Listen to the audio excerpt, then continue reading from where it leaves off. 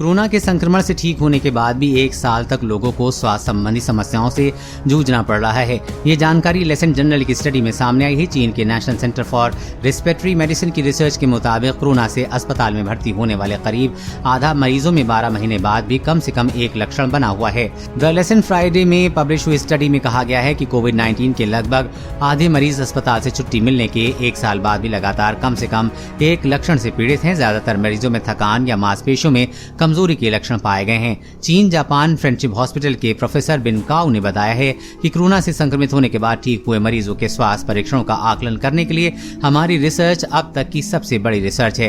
1 साल बाद भी गंभीर कोविड इन्फेक्शन होने के बाद हफ्तों या महीनों तक उसका असर झेलने वाले लाखों लोग हैं। ऐसे लोगों में सुस्ती और थकान से लेकर ध्यान भटकाने या सांस लेने में तकलीफ जैसे लक्षण भी हो सकते हैं।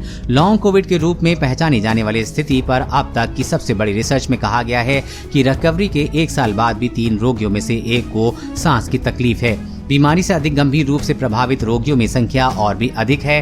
कैसे हुए सर्वे?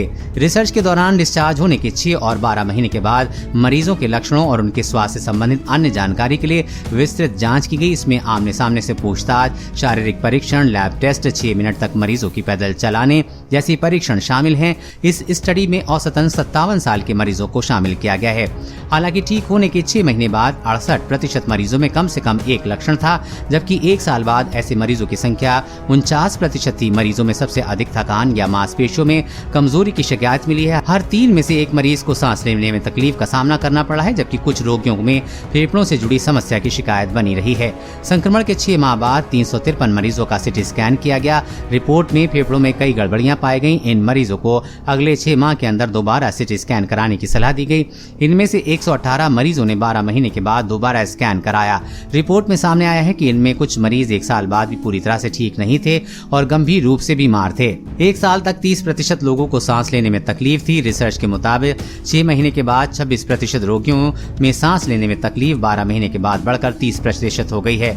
महिलाओं में समस्याएं ज्यादा गंभीर हैं। रिपोर्ट के मुताबिक पुरुषों के मुकाबले महिलाओं में 1.4 गुना ज्यादा थकान और मांसपेशियों में कमजोरी के मामले सामने आए हैं। संक्रमण के 12 महीने बाद इनके फेफड़ों में बीमार होने का खतरा ज्यादा रहता है। कोरोना के जिन मरीजों को इलाज के दौरान स्टेरॉइड दिया गया था, उनमें 1.5 गुना तक थकान और मांसपेशियों में कमजोरी ज्यादा देखी गई। कोरोना वायरस और कोरोना वैक्सीन से जुड़ी हर अपडेट पाने के लिए चैनल को सब्सक्राइब करें।